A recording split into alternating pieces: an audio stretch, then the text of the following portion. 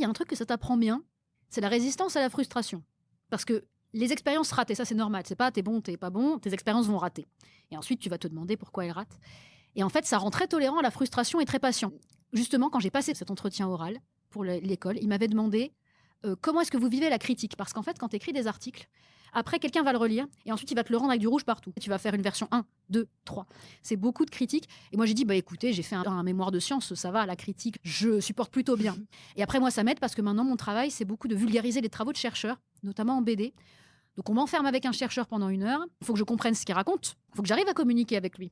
Donc, il faut maîtriser ce vocabulaire-là. Il faut que je sache quoi dessiner. Et je sais aussi qu'est-ce qui est important pour les chercheurs. Je les connais aussi. Et c'est mes études, ça, qui me le permettent, quoi.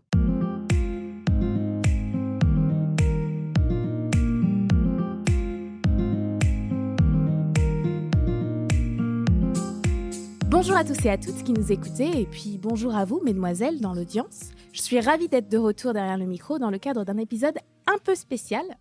Donc aujourd'hui, c'est un épisode que je vais appeler hors série et qui est enregistré en public dans le CDI du lycée d'excellence Edgar Morin à Douai, et donc en présence d'une petite dizaine d'élèves. Cet événement est organisé par Mohamed Nassiri, qui est professeur de mathématiques dans ce lycée. Et donc les auditeurs et auditrices les plus fidèles, en fait, vous avez déjà eu l'occasion de l'entendre dans le dernier épisode de la saison précédente qu'on avait enregistré à Lille, cette fois, lors du stage de mathématiques et informatique, les fourmis, qui était aussi donc à destination d'une vingtaine de lycéennes. D'ailleurs, il y a une petite intersection avec les lycéennes d'aujourd'hui et les lycéennes de ce stage. Et donc, cette année, c'est dans un contexte légèrement différent qu'on se retrouve. Et je vais commencer donc cet épisode par laisser la parole à Mohamed pour qu'il nous explique un petit peu dans quel cadre s'inscrit l'événement d'aujourd'hui. Donc bonjour à toutes et à tous. Donc pour expliquer un petit peu cet épisode de podcast, il s'inscrit dans plusieurs actions qui ont été faites tout au long de l'année. Je laisserai tout à l'heure les ambassadrices expliquer un petit peu quel est le but de leur groupe et de leur action. Il y a eu plusieurs actions qui ont été faites notamment durant toute l'année. Elles sont allées voir notamment une pièce de théâtre qui parle de l'affaire Rosalie Franklin. Et donc l'idée, c'est de créer un groupe d'élèves dans l'établissement scolaire qui travaillent en fait sur les inégalités de genre. Et donc ici, l'idée de vous faire venir, ou en tout cas d'enregistrer l'épisode de podcast ici, c'est qu'elle puisse justement rencontrer une super mathématicienne, donc Nathalie Haï, et du coup de rencontrer une super journaliste scientifique et une dessinatrice de talent, du coup Camille Vambel, et qu'on puisse voir comment les synergies prennent derrière tout ça, et que vous serviez un petit peu également de rôle modèle en fait pour ces lycéennes, et qu'elles voient aussi les coulisses d'un podcast, comment ça s'organise. Voilà. Merci beaucoup Mohamed. Merci pour cette explication, et puis merci pour ton implication et pour toutes ces opportunités que tu nous as décrites et que tu offres à ces jeunes élèves. Vous avez beaucoup de chance, mesdemoiselles, profitez-en bien.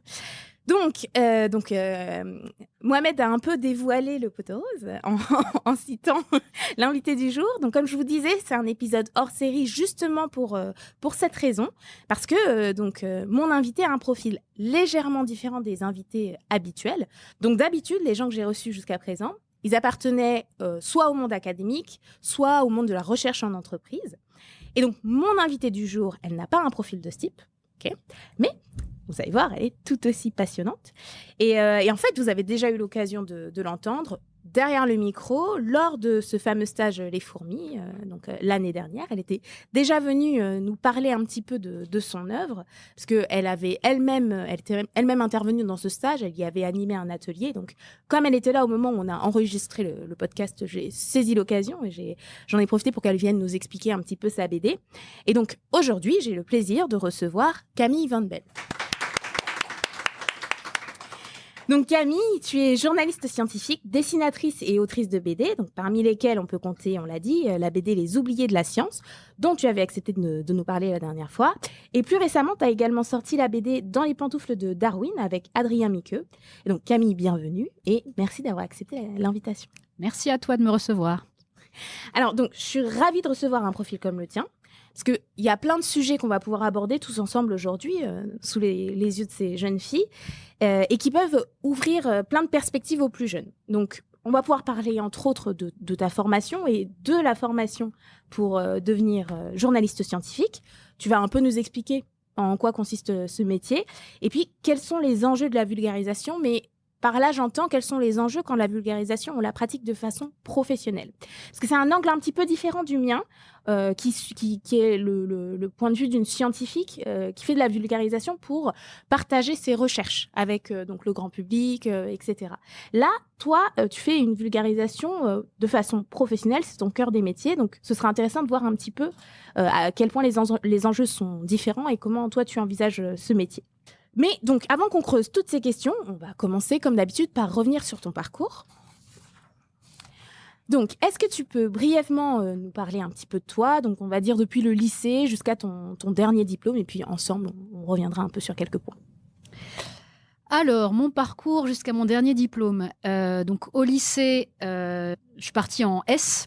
Donc, à partir de la première, tu vas en première scientifique. Donc, ça veut dire que tu as toujours donc, physique, chimie, biologie, maths. Mais en plus, tu peux aussi prendre une option. Donc, c'était maths, physique, chimie ou biologie. En plus, avec des heures en plus. Donc, j'avais pris biologie, ce qui fait que j'avais encore plus d'heures de biologie que normalement. Donc, j'ai fait ça. J'ai eu mon bac avec difficulté, mais je l'ai eu. On reviendra sans doute là-dessus. Ensuite, j'ai d'abord tenté médecine. Je voulais vraiment devenir chercheuse, donc médecin-chercheuse. Donc, j'ai commencé médecine, j'ai raté. Ensuite, j'ai recommencé médecine, j'ai re-raté. Et ensuite, j'ai fait une licence de biologie, ce qui permet d'arriver au même résultat pour faire de la recherche. Donc, une licence de biologie généraliste, c'était à Lille. Ensuite, à la fin de ça, je suis partie en master à Strasbourg. Donc, un master de biologie moléculaire et cellulaire, spécialité immunologie. Donc, j'étais assez attirée par l'immunologie parce que c'est pas trop abstrait. C'est des petites cellules dans le corps et il y en a qui vont être les éclaireurs et il y en a qui sont les petits flics et puis il y en a qui en mangent d'autres, etc. Enfin, c'est assez facile. Enfin, moi, j'aime beaucoup le système immunitaire. Ta description ressemble un peu au dessin animé La vie, mais je suis sûre qu'elles ont pas connu ça. Il était une fois la vie, ouais. Avec ça vous parle quand même. Si, avec les petites cellules. Il y a des profs de SVT qui montrent, on n'a toujours pas fait mieux. Hein, donc... Et après ça, donc j'ai fait ça, j'ai fait ce master, j'ai beaucoup souffert, on va aussi en reparler, mais j'ai réussi à le terminer. Je pense que mes profs s'y seraient pas attendus de réussir à terminer un bac plus 5 en sciences. Donc voilà, j'ai terminé mon master. Ensuite, je suis allée en journalisme scientifique à Lille, donc retour à Lille, à l'École supérieure de journalisme de Lille. Qui fait une formation où elle prend des scientifiques avec un niveau master 1 au moins, et ensuite les forme au journalisme, parce que c'est plus facile dans ce sens-là que dans l'autre sens. Prendre un journaliste et le former aux sciences. C'est plus facile de prendre un scientifique et le former au journalisme. Donc j'ai fait ça, ça durait 1 an. Maintenant ça a changé, c'est un truc sur 2 ans, mais à l'époque c'était en 1 an. Et je pense que c'est mon dernier diplôme, du coup, journalisme scientifique. Ok, alors donc évidemment il y a quelques points d'accroche qui m'ont intéressée. Alors déjà, tu nous dis qu'au lycée, c'était un petit peu compliqué. Et après, tu as dit un peu plus loin aussi que tes profs auraient été étonnés que tu aies un master en sciences. Tu peux développer un petit peu? Le bon mot serait chaud patate. C'était un peu... déjà, au collège, ça commençait à être un peu galère. En primaire, ça allait très bien. Au collège, j'ai commencé à galérer un peu plus en sciences, en fait. Et au lycée, vraiment, le passage à la première S, la prof de maths ne voulait pas que je passe en première scientifique parce que elle disait que j'avais pas les capacités. Ce qui est vrai, enfin, je galérais. Hein. Mais heureusement, mes parents ont insisté parce qu'ils étaient d'accord avec ce que je voulais faire, en fait. Qui était à l'époque? Je voulais être chercheuse en recherche en santé, en fait. C'est ça que je voulais faire. Ils étaient assez d'accord. Donc, ils ont poussé. La prof les a écoutés, donc je suis allée quand même en première S.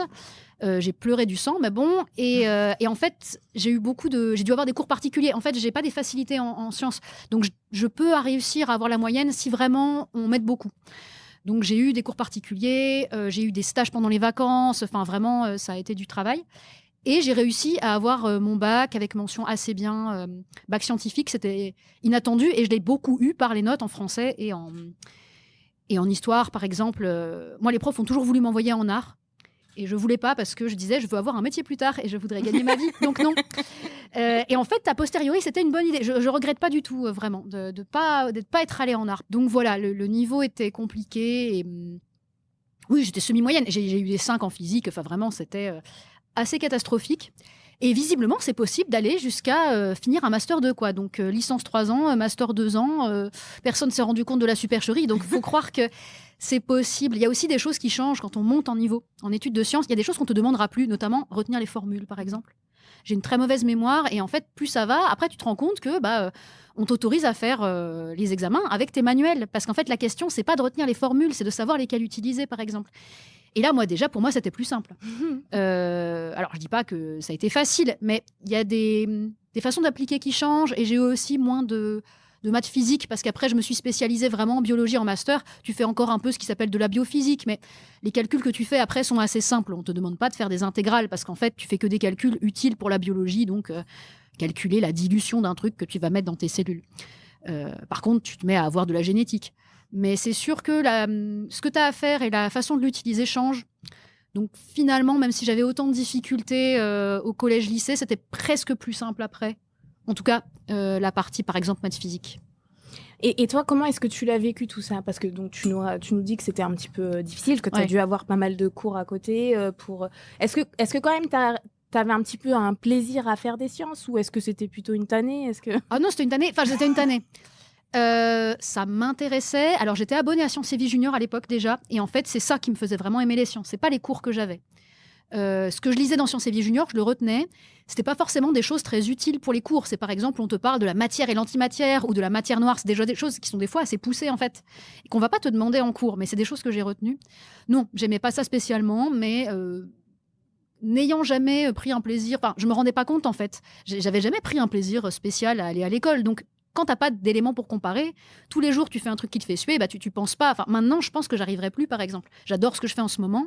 Si je devais me retrouver dans une situation comme ça, peut-être que j'arriverais plus à rester motivée. Mais à l'époque, je connaissais rien d'autre.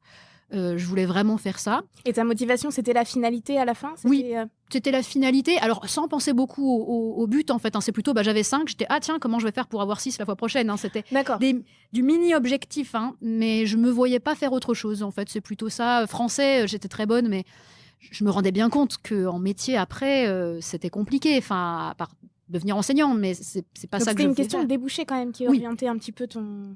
C'était vraiment une question de débouché, et je pense que c'est assez important, parce que des fois on est très bon, c'est l'inverse, des fois on est très très bon dans une matière, et en fait le métier va pas du tout ressembler à ça. Même en sciences, y a beaucoup de gens, des gens qui étaient très passionnés par les sciences, qui sont devenus ingénieurs, et en fait le métier d'ingénieur au jour le jour, c'est pas des choses qui leur plaisaient, parce que c'est pas du tout ce qu'ils s'étaient imaginé, et ils utilisaient pas ce qui leur donnait du plaisir après. Ou à l'inverse, en biologie, t'apprends plein de trucs en cours, tout ça. Alors que quand t'es chercheur, t'es tout le temps en train de manipuler des choses, et tu fais beaucoup de métiers, beaucoup de choses techniques avec tes mains. Tu mets des microlitres dans des micro-puits, et il faut être dans le noir des fois en plus. Donc il faut être assez habile. Ouais, des fois, il faut être dans le noir. Il faut être des fois assez habile, c'est pas à ça que tu t'attendais, ou alors il faut vraiment concevoir des expériences, ça c'est assez rigolo, tu dis ok je veux prouver ça, comment je vais faire, pourquoi j'ai raté, ça a raté, comment trouver pourquoi j'ai raté, et ça c'est des choses que tu fais pas au lycée. Donc je pense que c'est plutôt mieux de penser au métier qu'on veut faire si on connaît un peu la vie quotidienne, que de se centrer sur quelle matière j'aime bien et je vais partir par là. C'est pas forcément très indicatif du métier. Ok. Et donc, une question que je posais à tous mes invités, mais en général, ils ont tous une formation donc en mathématiques ou informatique. Tu es la première qui ne coche pas cette case. Techniquement aussi, mais pas spécifiquement là-dedans. Il y en avait, spécialisé. Mais... Voilà, non. Et donc, au lycée, alors je pense qu'on l'a peut-être un peu deviné, vu ce que ta prof de maths a dit à tes parents. Mais j'aime bien demander quel était ton rapport aux mathématiques au lycée. Voilà, terreur, beaucoup, mais... En fait, ça a été mieux, bizarrement, quand j'ai commencé à faire des statistiques. En fait, j'ai découvert les stats en médecine. Et mon père m'avait filé un bouquin de stats qui n'est pas le bouquin qu'on utilisait en classe. Et en fait, le bouquin qu'on utilisait en cours, c'était des formules, et donc, quand l'utiliser. Et le livre qu'il m'avait donné, ça expliquait vraiment, on a tel problème, on a par exemple tant d'étudiants en médecine qui fument, combien vont crever, enfin, ça des trucs comme ça. Combien vont crever avant 40 ans. Et c'est beaucoup des exercices comme ça, puisque c'est de la médecine.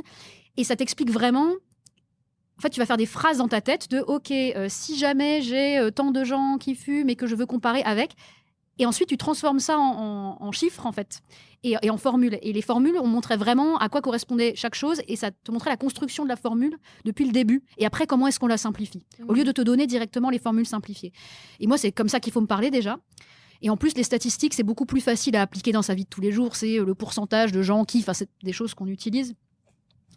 Donc, ça s'est beaucoup mieux passé. En stats, j'ai une meilleure note que les autres, par contre. En médecine, plutôt, dans mon groupe. Parce que c'est pas le même genre de maths, c'est pas le même usage, et je les avais pas appris de la même façon. Donc, en fait, visiblement, ça me terrorise tant que je comprends pas tout à fait ce qu'on essaie de me faire faire, tu vois. Mais il faut qu'il y ait un peu une motivation faut soit introduite. Il faut que je comprenne pourquoi la formule a cette tête-là déjà, et bien en détail. Ce que les profs n'ont pas le temps de faire forcément quand ils sont en mathématiques. Moi, j'ai peu de profs. Ils t'expliquaient à peu près cette formule, elle permet de calculer ça, mais tu comprends pas bien pourquoi elle a cette tête. Et moi, ça m'aidait. Comme ça, j'avais pas à retenir la formule. Je me ressouvenais de, attendez, pourquoi est-ce qu'on fait ça ? On fait ça parce qu'on a tant de personnes, parce qu'on veut les comparer à ça, parce que c'est des phrases en fait. Donc c'est des phrases, après ça devient des formules, ça marchait mieux. Donc voilà. Ok. Et donc, alors, tu nous as dit que tu as fait une licence en bio, puis un master en immunologie. À ce moment-là de ton parcours, quel métier tu pensais faire ? Toujours recherche en santé. Quand j'étais en licence, j'avais un peu réfléchi. C'est une licence généraliste, donc il y a beaucoup de gens qui veulent faire des métiers, par exemple travailler dans les forêts, ou bien travailler dans l'agroalimentaire. On avait des cours sur le yaourt, on avait des cours sur la bière. C'était très généraliste. On a eu des cours sur le mode de reproduction de la méduse, qui est très fascinant. Et on a disséqué des fraises. Enfin, c'était vraiment très, très large. Mais non, je voulais vraiment continuer à... Oui, vraiment, de la recherche en santé. Mon père fait ça. On n'a jamais les idées hors de nulle part. Et il avait l'air épanoui. Donc...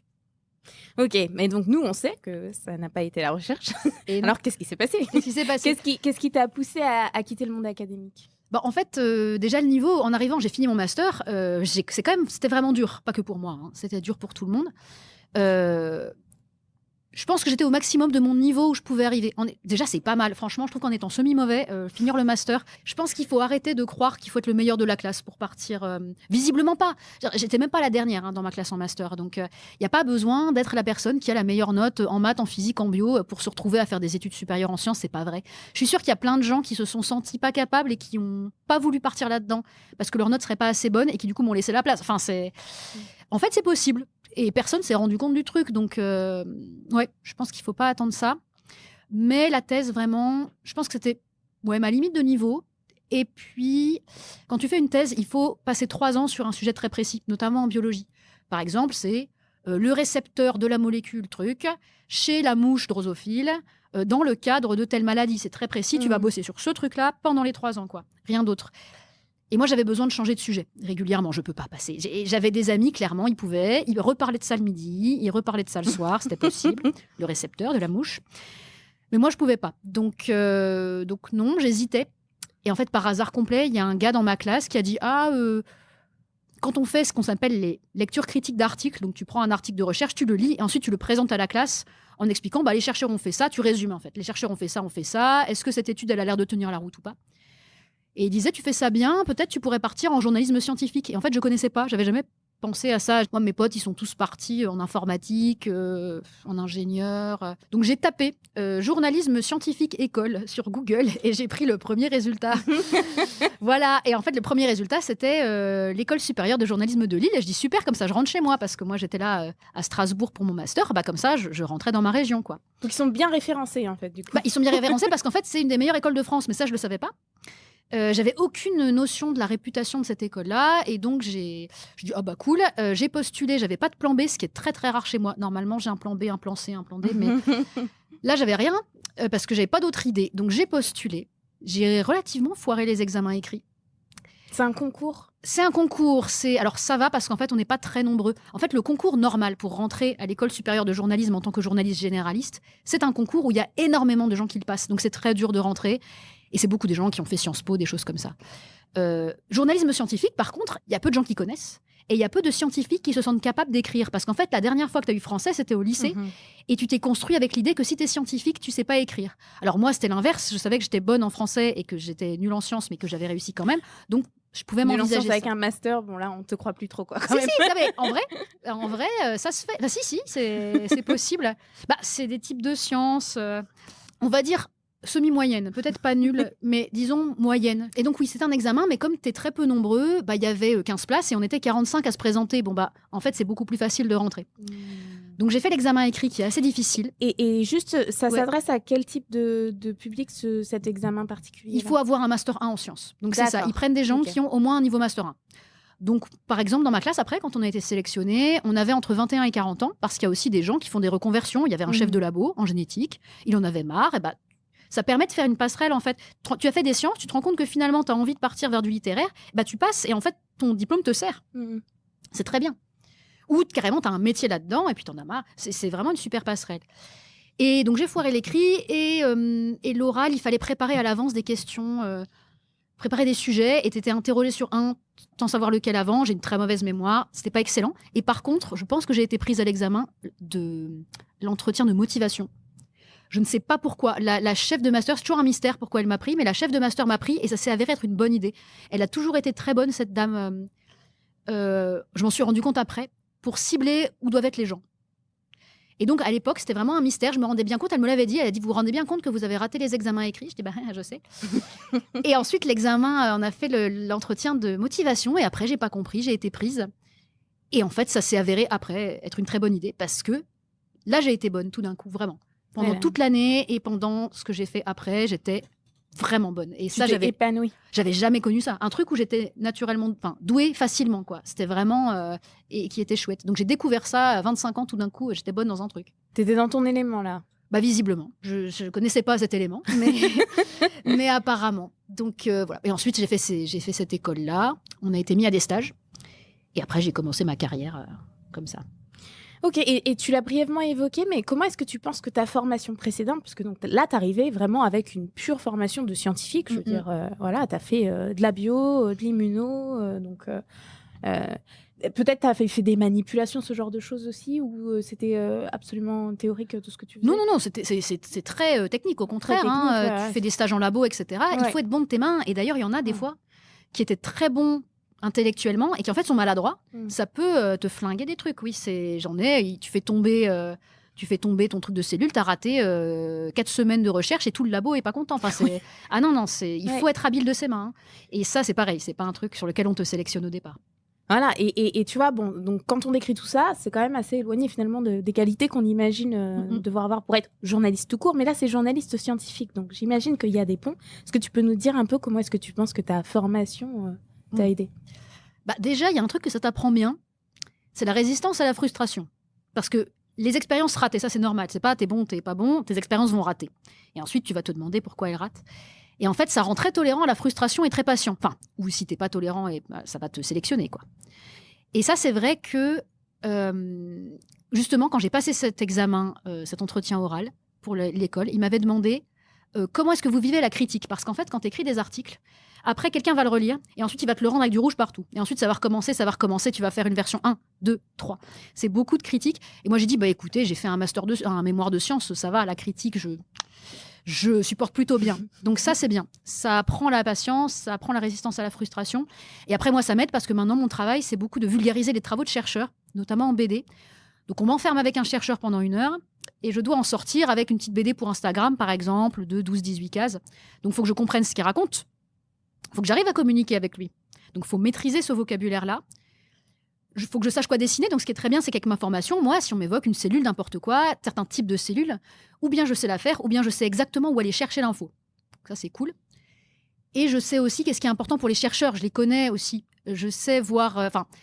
je sais qu'il y a des choses qui sont importantes pour eux, qui ne le sont pas forcément pour nous. Donc, je peux un petit peu dire, par exemple... par exemple, à un moment, j'avais une cellule, elle était en forme de madeleine. Je l'ai dessinée, parce que ces cellules-là sont en forme de madeleine. Et j'ai mis une petite flèche en forme de madeleine. Et le chercheur, il a dit « Ah, mais non, mais ces cellules-là, elles ont cette forme tout le temps, sauf dans le cas du glioblastome. » J'étais bon. Et j'ai retiré je l'ai laissé comme ça. J'ai retiré juste le en forme de madeleine, comme ça on comprend que c'est pas systématiquement comme ça. Je ne mets pas de phrase. Et comme ça, il était content. Et en fait, ça a l'air d'un truc idiot. Tu dis mais quand même, sauf dans un cas, ça va, on peut laisser. Non, ça l'aurait empêché de dormir la nuit. Donc tu l'enlèves. Tu sais que le lecteur va pas s'en rendre compte. Tu sais que le chercheur il est heureux.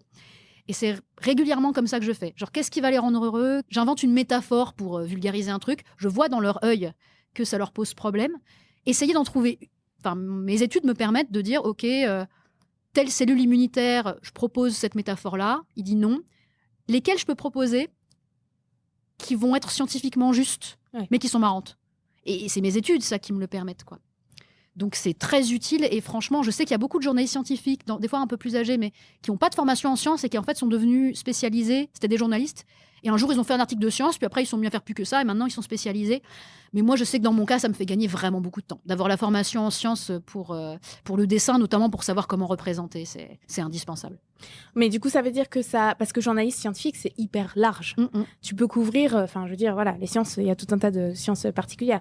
Donc, ça veut dire que tu te spécialises un peu plus dans des sciences qui ressemblent aux tiennes. T'as jamais fait d'articles sur des sujets de maths, de physique, ce genre de choses? De fait, je suis plus spécialisée en bio. Après, j'ai bossé à Sciences et Vie Junior, et à Sciences et Vie Junior, chacun a un peu sa spécialité. Donc, on avait déjà un monsieur physique qui faisait très bien la physique et l'astro.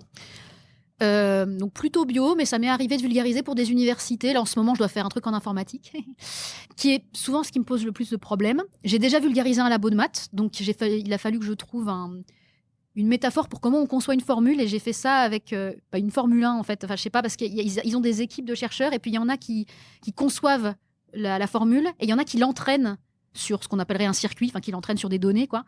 Et tu fais ton modèle, et ensuite tu l'entraînes, et puis ta voiture, elle se crache à chaque fois, puis tu modifies des trucs et tout.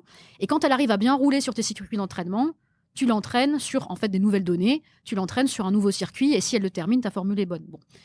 J'avais fait un système un petit peu comme ça, donc ça m'est arrivé. Là, pour les oubliés de la science, des fois, j'ai dû vulgariser pas mal d'astrophysique.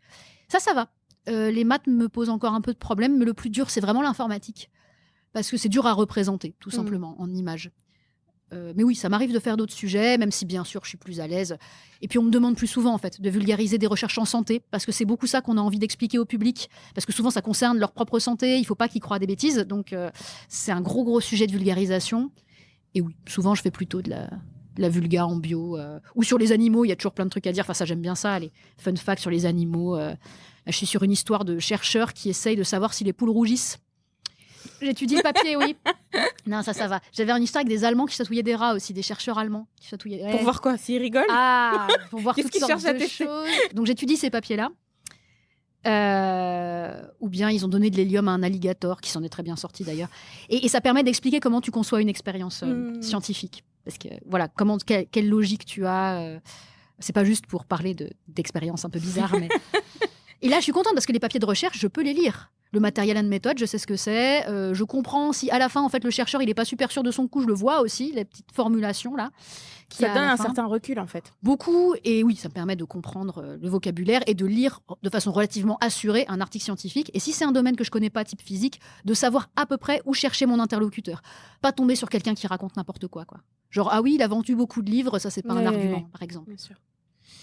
Ok, écoute, on a un petit peu parcouru ta formation. Peut-être on finit cette partie avant de passer à ton activité actuelle et les différents postes que tu as occupés. Dans tout ce que tu as raconté, est-ce que tu penses que tu as eu à un moment des rencontres déterminantes, des gens qui sont passés dans ta vie et qui t'ont peut-être un peu plus orienté dans une direction ou une autre, ou bien qui ont changé quelque chose dans ta destinée? Il y a ce fameux élève là qui a sorti ça quand j'étais en master, là, et si tu faisais du journalisme scientifique, il n'aurait pas sorti cette phrase. Sur une seule phrase, je faisais pas ça. Donc bon. Comme quoi, ça se joue à rien des fois. À quoi ça tient? Cette chef de master qui m'a mis là, non seulement qui m'a fait rentrer, mais qui en plus après, moi je lui ai demandé est-ce que je pourrais faire un stage. On devait dire où est-ce qu'on aurait envie de faire des stages. J'ai dit Sciences et Vie Junior. Et il pouvait dire ok, pas ok, est-ce qu'il trouve que ta place est bien là? Et elle m'a mis là. Et c'était vraiment une excellente idée. Enfin, les articles que j'ai fait là-bas, je me souviens, j'ai gardé le premier mail des journalistes qui m'ont répondu en disant mais ton article, c'est exactement comme ça qu'il faut faire. Chez nous, en tout cas, tu as déjà le ton. Et l'une des premières fois où j'avais vraiment des compliments sur mon travail. Et ils étaient super contents. Donc, elle m'a mis exactement au bon endroit. Elle m'a fait rentrer. Apparemment, il fallait que je sois là. Donc, c'est déjà elle. Et ensuite, mon co-auteur sur Darwin, parce qu'en fait, il dessinait aussi. Et il était dans le même master que moi. Et en fait, moi, je n'avais pas osé dire que je dessinais quand j'étais rentrée. Je ne sais pas pourquoi. Je pensais qu'ils allaient se moquer. Je ne sais pas pourquoi. Donc, on est formé à l'écrit. On n'est pas formé à faire de la vulgarisation dessinée. Et lui, il avait dit, moi, je dessine. Et ils se sont mis à lui demander de faire de la vulgarisation un peu dessinée. Donc, j'ai dit, moi aussi. Et comme ça, ils m'ont demandé aussi. Il avait un matériel, il avait une tablette graphique, il m'a montré comment ça marchait et je m'en suis acheté une aussi, ce qui m'a permis d'avoir du travail après, parce qu'un jour, Sciences et Vie Junior, j'écrivais pour eux, ils m'ont dit, tiens, il paraît que tu dessines, t'essaierais pas de faire une planche. Et j'avais déjà la tablette, j'avais déjà appris à l'utiliser, sans ça, j'aurais pas pu faire, parce que comme ils te font modifier des trucs, si tu fais ça sur papier, tu dois changer tes bulles, tout ça, ça prend un temps trop long. Donc comme ça, j'étais sur tablette, tu peux effacer, tu peux retourner en arrière, tu peux copier-coller, tout ça, c'est pratique. Donc, si j'avais pas eu cette tablette-là, j'aurais pas pu. La première planche que j'ai présentée à Chancéville Junior comme prototype, en fait, c'est lui qui l'a ancré parce qu'il était meilleur en ancrage et qu'on voulait vraiment que j'arrive à avoir ce truc. Et on s'est dit, le temps que je rattrape mon niveau. Oui, bien sûr. Voilà. Je dis, Donc, c'est en pas fait, grave. tu veux dire, parce que nous, Ouais. on est DB aussi, mais aussi Ouais. on connaît pas les termes techniques. Donc, j'imagine, c'est tu fais un premier dessin et après, il faut mettre les couleurs, ce genre de choses. Bah, l'ancrage, donc, je sais pas comment font les autres, mais en gros, on fait d'abord un trait très fin, un peu gris, comme tu ferais au crayon gris, quoi.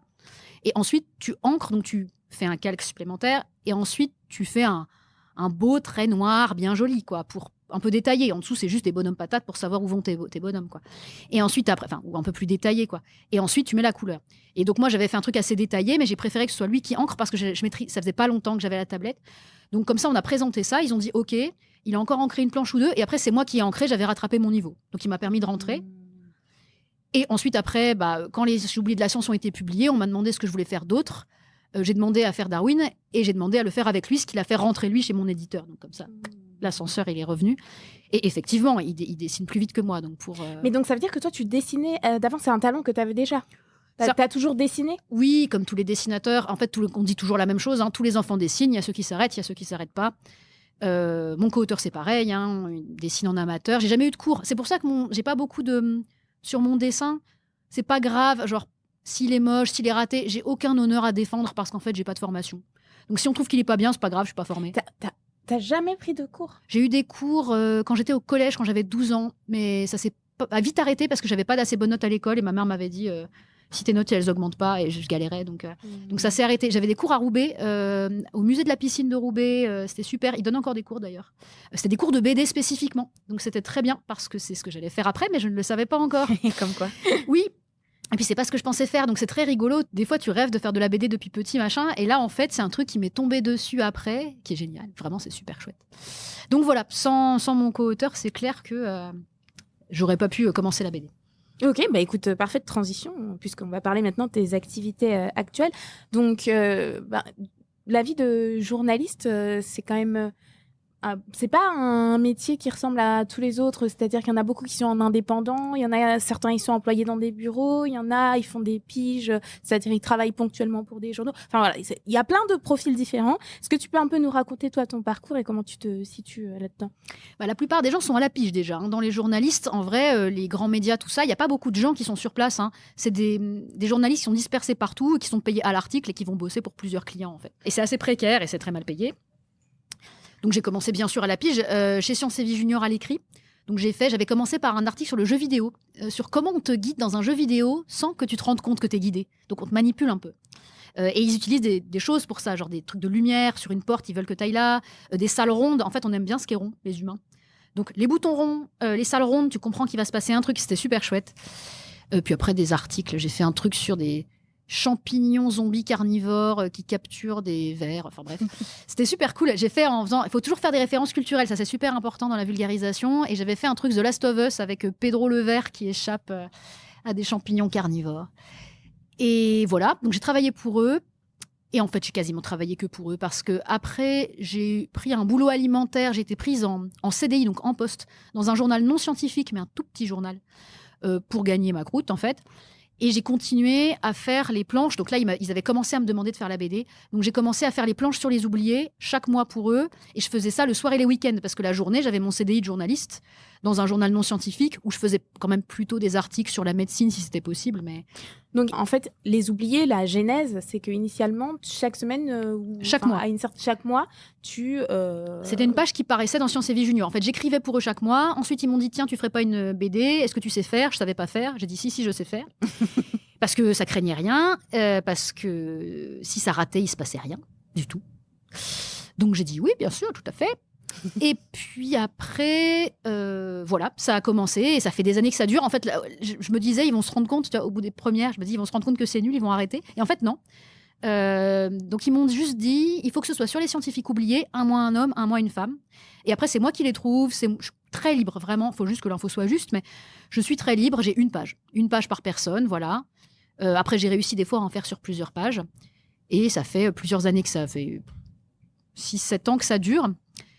suffisamment longtemps pour qu'en ce moment, j'ai des gens de 18-19 ans qui me disent « Ah, je reconnais votre trait, j'étais trop fan, je vous lisais dans Sciences et Vie Junior quand j'étais petit. » Bon. Donc ça commence. Mais c'est très agréable en vrai. C'est très chouette parce que maintenant, ils ont une carte bleue, mes lecteurs.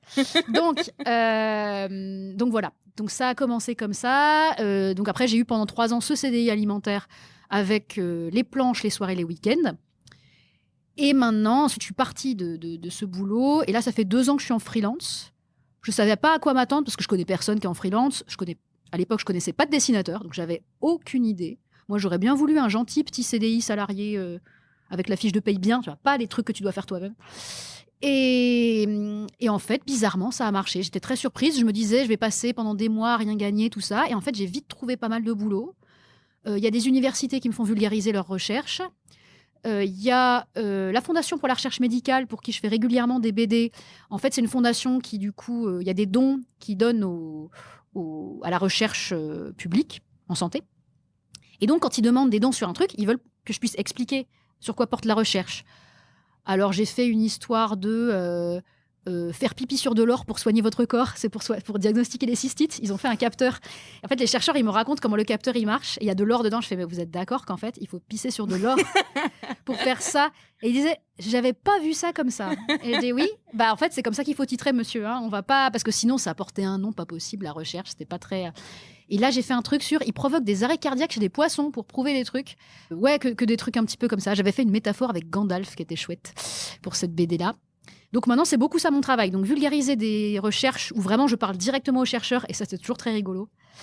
À des chercheurs, et ce qui est bien, c'est que comme ça, j'ai pas trop à fact-checker parce qu'en fait, le chercheur, je sais qu'il est valide. C'est de la recherche publique, c'est quelqu'un qui a une réputation, tout ça, ça va très bien. Et j'ai pas à vérifier chaque info qu'il me dit. Donc en vrai, moi, j'aime bien la recherche d'infos, c'est quelque chose qui me stresse beaucoup parce que là, par contre, j'ai un diplôme, c'est pas comme le dessin. Donc je défends un honneur quand même, le mien. Donc voilà, ils me fournissent les gens. Sciences et Vie Junior, je fais toujours une chronique. Alors maintenant, c'est sur les expériences cheloues. Donc comme on disait, les alligators qui respirent de l'hélium, des scarabées qui en ont mis des casquettes, des histoires comme ça. Un chercheur qui a dû s'emballer dans du PQ pour savoir si les rennes avaient plus peur des hommes ou des ours. Ça, c'est très cool. C'est des Norvégiens qui ont fait Les ça. pitchs, en tout cas, donnent envie d'en savoir plus à chaque fois. Ils sont épiques, j'adore. Là, j'ai trouvé un papier où ils ont fait des saucisses de crapaud qui donnent à des marsupiaux en Australie. J'ai trop hâte de commencer. Oui, non, mon boulot... Alors, quand tu lis le titre du papier, par contre, c'est très ennuyeux. Hein. Mais c'est vrai qu'après, quand tu réfléchis, mais attendez une petite minute. Mais j'ai l'impression que c'est ça l'art de ton métier aussi, en fait. C'est un truc qui m'a frappée quand j'ai lu. Donc, on est arrivés dans le même train. Oui. Et donc, j'en ai profité, je lisais ta BD. Ça va, t'as bien rigolé au bon moment. Elle m'observait, elle rit ou pas, c'est bon. Et en fait, c'est vraiment ça qui m'a frappée, c'est que tu présentes donc là une approche historique de personnages. Tu en profites quand ils ont prouvé des choses ou fait des expériences pour les expliquer et vulgariser. Mais il y a une vraie touche humoristique. À plusieurs reprises, j'ai ri, quoi. Et parce que tu trouves toujours un angle. Mais ça, c'est vraiment l'art du journalisme, quoi. C'est vraiment trouver l'angle, quoi. Et plus l'article a l'air chiant, plus c'est facile de le rendre drôle, en vrai. Oui. Que si le truc est vraiment drôle, là j'ai un truc qui donne des antidépresseurs à des moules, par exemple, c'est plus dur des fois de trouver des blagues sur un truc qui est déjà très bizarre, alors que des fois le sujet a vraiment l'air hyper plan-plan. Et c'est d'autant plus drôle, tu vas aller chercher beaucoup plus loin dans tes métaphores. Et c'est très rigolo, ça. Et comment, enfin, peut-être qu'il n'y a pas de réponse et tu ne sauras pas me dire précisément, mais ça m'intéresse. Où est-ce que tu vas choper tes exemples, quoi? Parce que là, tu vois, tu disais, ouais, j'ai pensé à Gandalf, blabla, enfin, tu vois. Ah bah, la pop culture, beaucoup. Pour intéresser les gens à la science, il faut appâter avec quelque chose. Tu peux pas, genre, sauf s'ils ont déjà une passion, mais sinon, il faut les appâter. Moi, il faut m'appâter pour la science. Donc, tu utilises l'humour et tu utilises les références culturelles. Et c'est le seul truc qui change entre parler à des ados et parler à des adultes, vraiment. Des fois, on me pose la question, mais en fait, je change pas le niveau. Parce que tu peux expliquer des concepts super compliqués. Moi, dans les trucs que j'ai faits, des fois, il y a des concepts, normalement, c'est du niveau master, quoi. Et en fait, si tu n'utilises pas de jargon, pas de mots compliqués, tu réussis à remplacer tes mots, et que tu as des références culturelles qui vont bien, je vais pas les mêmes références. Par exemple, là, j'ai dû faire un truc sur est-ce que les bébés pleins de nanoparticules vont avoir des problèmes au cerveau. Bon. C'était des nanoparticules de titane. Et ben, j'ai hésité entre appeler ça Titanic ou Attack on Titan. Parce que Attack on Titan, c'est un manga. Et donc, si ça s'adressait à des ados, j'aurais fait Attack on Titan. Si jamais alors là, c'était plutôt pour des adultes parce que c'est eux qui ont du fric. Donc, c'était pour les dons. Donc, j'ai appelé ça Titanic. Mais c'est une petite réflexion à avoir. Et dans ces cas-là, c'est vrai qu'il faut être pas trop mauvais en pop culture. Donc, il faut connaître les mangas, il faut s'y connaître en cinéma, s'y connaître en série. Heureusement, ça va, je passe pas mal de temps avec ça. Connaître un peu ton public cible, en fait. Le public cible, chaque fois que je fais des interventions scolaires, parce que je fais souvent des interventions en collège et en lycée pour parler des femmes en sciences, je demande toujours aux gens ce qu'ils lisent. Et souvent, je commence à dire un peu genre, Demon Slayer, Death Note, machin. Je sors un peu des trucs pour voir. Et puis, je leur demande qu'est-ce que j'ai pas cité. Et comme ça, je commence à savoir un peu ce qu'ils lisent que moi, je lisais pas. Ils lisent quand même beaucoup de choses que moi, je lisais ado, vraiment. Je suis surprise, il y a des trucs qui durent vraiment.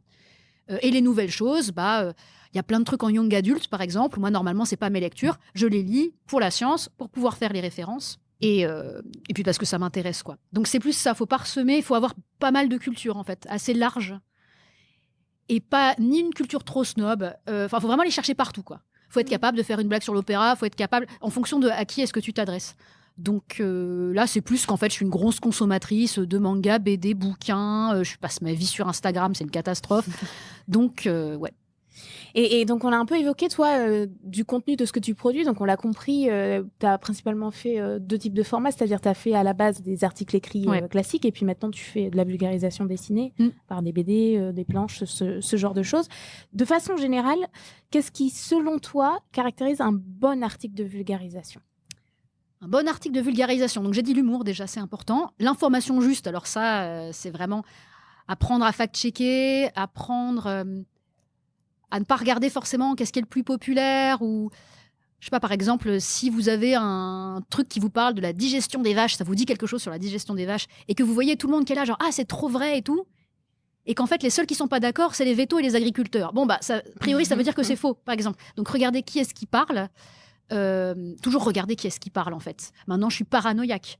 Là, si je lis un bouquin qui m'affirme un truc, je sais pas, en psychologie, je vais googliser la personne jusqu'à l'os. Je vais savoir où elle a fait ses études, je vais savoir quelle conférence elle a fait et si elle a dit des bêtises chez d'autres personnes. Ça rend paranoïaque. Savoir d'où elle parle, en fait, aussi, quelque part. D'où elle parle. Donc, trouver l'info juste, déjà, et ensuite, surtout pas jargonner.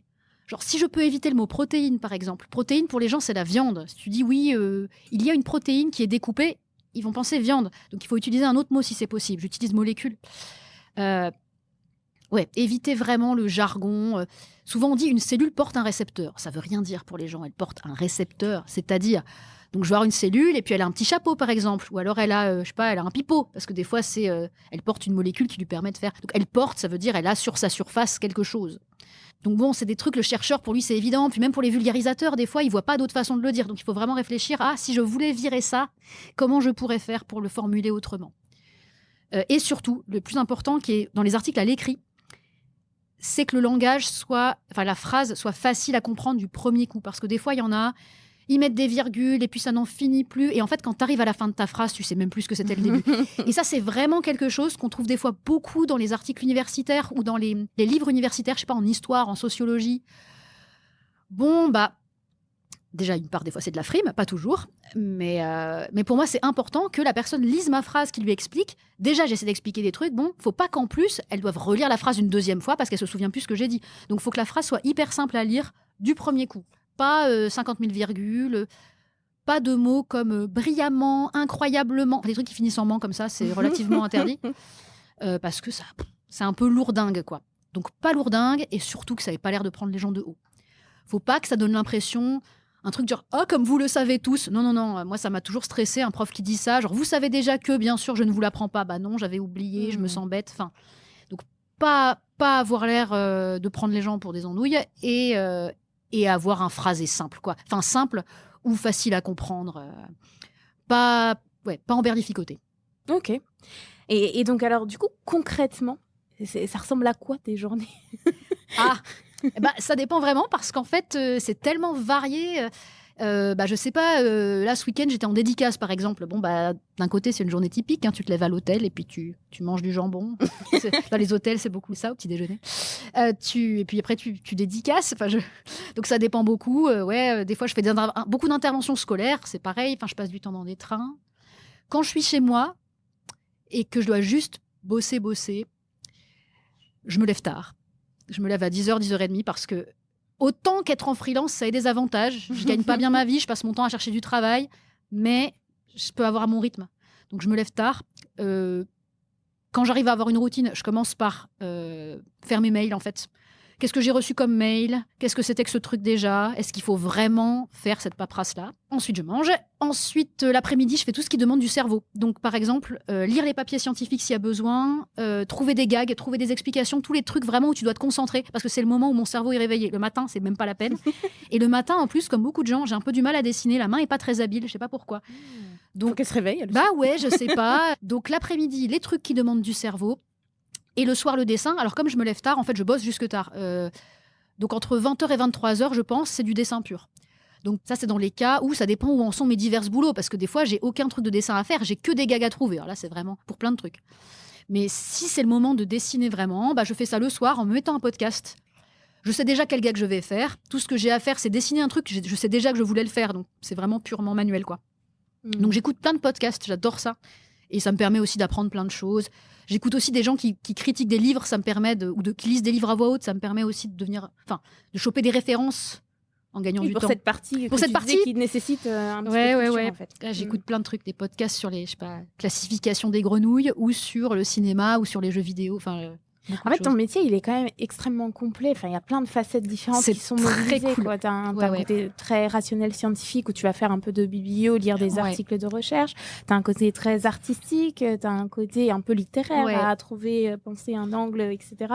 Et ça, c'est bien. C'est parce qu'en fait, tu étires un peu ton cerveau dans tous les sens. Tu n'es pas toujours en train de faire la même chose. Il y a des moments où tu cherches des gags. Il y a des moments où tu lis des infos en essayant de les absorber. Il y a des moments où tu fais juste des dessins. Vraiment, c'est des trucs très différents. Il y a des moments où tu parles en public. C'est tellement des choses différentes qu'en fait, t'es pas trop crevé ou t'es pas trop lassé. Parce qu'en fait, t'es pas en train de faire tout le temps la même tâche. Si je devais faire que trouver des gags tout le temps, ou à l'inverse, si je devais que dessiner tout le temps, comme un dessinateur pur, on me file un scénario et je dois faire que dessiner, j'en aurais marre en fait. Ça fatiguerait. Là, c'est comme si tu devais faire toujours le même geste. Alors que là, comme si ton cerveau devait faire toujours le même geste et au bout d'un moment, t'as de l'arthrite, quoi. Enfin, t'as mal à ton muscle. Alors que là, c'est vraiment, Mon métier est différent du tien, mais il a plein de facettes aussi, et c'est vraiment ce qui me plaît le plus, en fait. Ça, c'est bien. Mais qu'est-ce que tu préfères? Il y a quand même toujours souvent, il y a quand même un truc qu'on préfère. Ça veut pas dire qu'on n'aime pas les autres, mais il y a un truc qu'on préfère. Qu'est-ce que tu préfères là-dedans? Dans les articles écrits, c'est écrire. En fait, on dit souvent qu'il y a des journalistes qui préfèrent chercher les infos et il y a ceux qui préfèrent écrire. Et moi, clairement, si on pouvait m'amener toutes les infos et que je devais juste écrire, ce serait très bien. Parce que ça m'angoisse vraiment. La recherche d'infos, c'est le moment où tu peux te tromper. Quand tu écris, au pire, ton article, il est pas bon, mais t'as pas transmis une info fausse. C'est pas grave. Mauvais pour ta réputation, mais c'est pas grave. Alors que si tu transmets des infos fausses, là franchement ma terreur c'est qu'un jour quelqu'un écrive en disant vous avez dit une bêtise à tel endroit, c'est imprimé, c'est trop tard, quoi.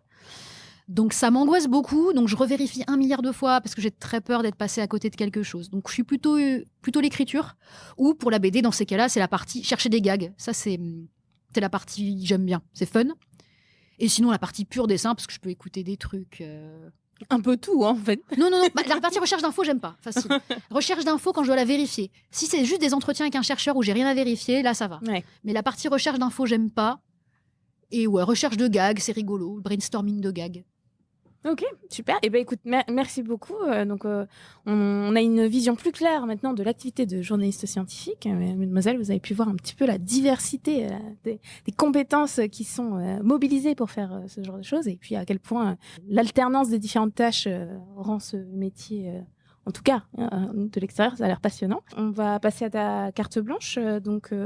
À chaque fois, on demande à l'invité que je reçois de développer un sujet. Alors, je dois avouer, là, j'ai un peu suggéré, parce que j'avais envie qu'elle parle de trucs en particulier, parce que je connaissais sa BD. Donc, je lui ai un petit peu suggéré, si ça la dérangeait pas, de parler de certaines femmes en particulier dans la BD.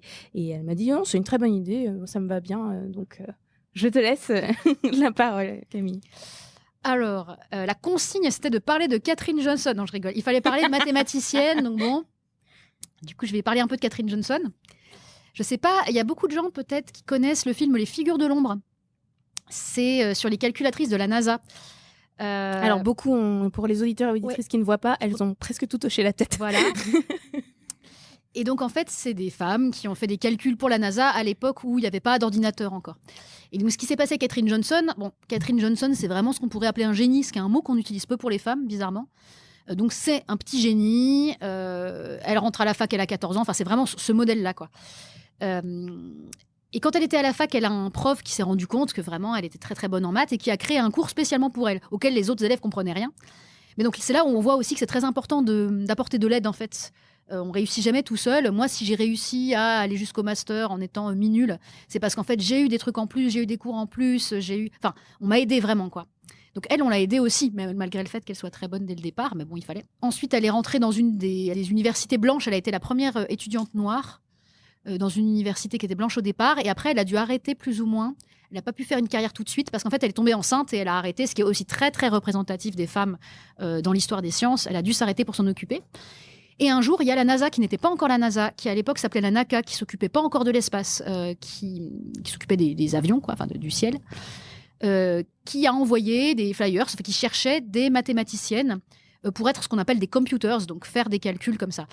Et on avait l'habitude souvent à l'époque de prendre beaucoup des femmes parce que ça permet de les payer moins. Et ensuite, ils se sont dit ce qui serait vraiment super cool, c'est de prendre des femmes noires, comme ça on peut les payer encore moins. Puisqu'à l'époque, les femmes blanches avaient réussi à avoir un salaire un peu meilleur. Donc, pas du tout par progressisme, ils ont voulu embaucher des femmes noires. Et donc, elle a travaillé pour la NACA. Ensuite, elle a été là au moment où c'est devenu la NASA, où ça a commencé à être sur l'espace. Elle a été intégrée à l'équipe et elle calculait des trajectoires, en fait. Elle faisait beaucoup des calculs de trajectoires. Elle l'a fait pour le premier Américain dans l'espace, pour le premier Américain en orbite autour de la Terre et pour le premier homme sur la Lune, quoi. Elle a fait tout ça. Et elle était tellement bonne que quand les ordinateurs sont apparus, il y a des astronautes qui refusaient de s'envoler tant qu'elle n'avait pas revérifié les calculs de l'ordinateur. Ils faisaient plus confiance à Catherine Johnson qu'à l'ordinateur lui-même. Voilà, donc elle a fait toute sa carrière là-bas avec des calculs du style concevoir des calculs que les astronautes pourraient faire si, par exemple, la navette ne se retrouvait pas au bon endroit et qu'ils avaient besoin de la ramener à sa position initiale. En fait, un calcul qu'ils pourraient faire juste en observant les positions des étoiles, en faisant quelques calculs, et ça leur permettrait d'avoir une trajectoire qui les ramène là où ils doivent être. Ce genre de choses. Elle adorait son métier. Elle disait que vraiment, elle s'était levée tous les matins très contente d'aller travailler là. Voilà. Et donc, il y a ce film Les Figures de l'ombre qui a été fait sur elle et ses collègues. Alors, certaines choses ont été romancées. Il y a des choses qui lui ont été attribuées à elle, mais ça lui était pas arrivé. Par exemple, l'histoire il y avait des toilettes pour blanc, pour noir, et elles n'avaient pas le droit d'utiliser les toilettes pour blanc. Et elle devait sortir du bâtiment. Elle, ça lui est pas arrivé. En fait, c'est arrivé à une collègue, mais dans le film, ils l'ont regroupé. Enfin, ça arrivait aux collègues, elle, ça lui est pas. Donc, ils l'ont regroupé comme ça. Et ce qui est intéressant, c'est qu'en fait, ces femmes comme calculatrices, c'est vraiment quelque chose qu'on va retrouver. Au départ, c'est ce qu'on appelait les calculatrices de Harvard en 1880. À Harvard, c'est pareil. En fait, ils avaient voulu classifier les étoiles et analyser ce qu'on appelle des spectres d'étoiles. Ils se sont dit, bah, ça va, c'est facile. Et ils ont embauché plein de femmes en se disant, comme ça, c'est bien assez facile pour un cerveau féminin. Et comme ça, on les paye vraiment pas cher. Ce qui fait qu'au début de cette partie de l'astronomie, il y a beaucoup, beaucoup de femmes. Il y en a qui ont transformé l'essai en réussissant à faire une thèse. Et en fait, j'ai beaucoup de femmes comme ça qui rentrent dans l'astrophysique par ce biais-là, donc pas du tout par progressisme encore une fois, mais qui après vont réussir à faire carrière. Donc c'est assez intéressant, ça se fait que j'ai pas mal d'oubliés en astrophysique, parce qu'il y en a beaucoup qui sont rentrés à ce moment-là. C'était vraiment une habitude. Et après c'est arrivé au début de l'informatique. Il y a une informaticienne que j'aime beaucoup qui s'appelle Frances Allen, qui n'est pas dans la BD, mais qui va être dans le tome 2. On croise les doigts, tome 2, on espère. En fait, elle est arrivée au tout début de l'informatique, et à l'époque, comme tu pouvais pas embaucher des gens informaticiens, puisque ça n'existe pas, tu embauchais des mathématiciens. Et donc, ils se sont dit, ah là là, mais qu'est-ce qu'on pourrait faire? Oh, payer des gens peu, prendre des femmes, on connaît. Et donc, ils ont fait des petits flyers violets trop mignons avec des petites fleurs. J'avais vu la photo, ça s'appelle « Mes belles dames, venez, on est gentils » pour les faire travailler dans les toutes premières boîtes d'informatique. Donc, Frances Allen, elle a commencé là. Elle a vraiment travaillé sur les bases de la base de l'informatique, genre les langages qui font que l'ordinateur comprend à peu près ce que tu veux. Enfin, vraiment. Tout était à faire à l'époque où Tout elle est rentrée, était à quoi. faire. Et elle dit, c'était vraiment le incroyable. début de- T'es en train de créer le domaine. Quoi. Ouais. C'était incroyable. Et ce qui est intéressant, c'est qu'à ce moment-là, il y a une majorité de femmes dans ce domaine, la programmation. Et on voit quand même que les prix sont pas prévus pour elle. Elle va gagner des prix. Et par exemple, le premier prix qu'elle gagne, en informatique, la récompense, c'est une pince à cravate. Il y a des pinces pour tenir les cravates. Donc on comprend bien que c'est pensé pour les hommes, alors que c'est un domaine où c'est majoritairement des femmes.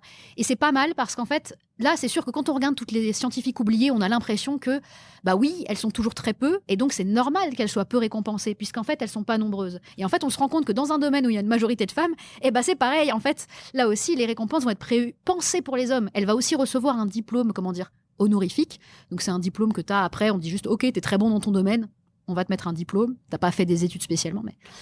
Et bah tout le diplôme est au masculin, c'est... bravo à monsieur machin, cet homme a vraiment permis de révolutionner. Et en fait, ils n'ont même pas prévu la version féminine dans un domaine où il y a quasiment, pareil, c'était essentiellement des femmes, quoi. Après ça, c'est toujours pas non plus complètement réglé de nos jours. Non, c'est toujours pas réglé.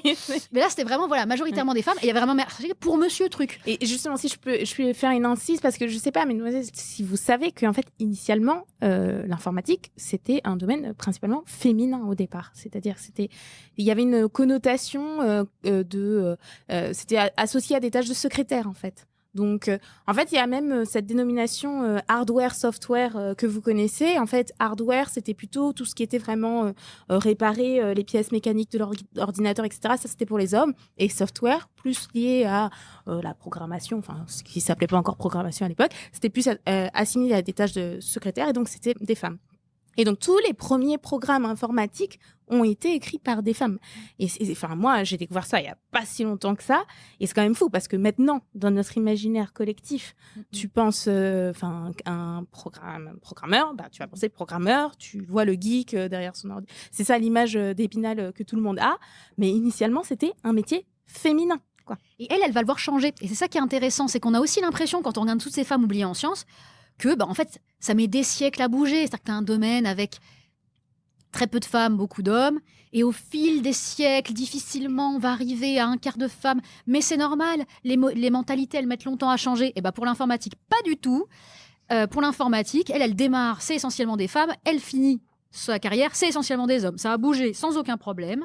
C'était vu comme un métier de femme quand elle démarre. C'est vu comme un métier d'homme quand elle sort. Donc on voit qu'en fait, ça peut aller super vite selon qui est-ce qui tient la porte, parce que c'était quand même les hommes en position de force à l'époque.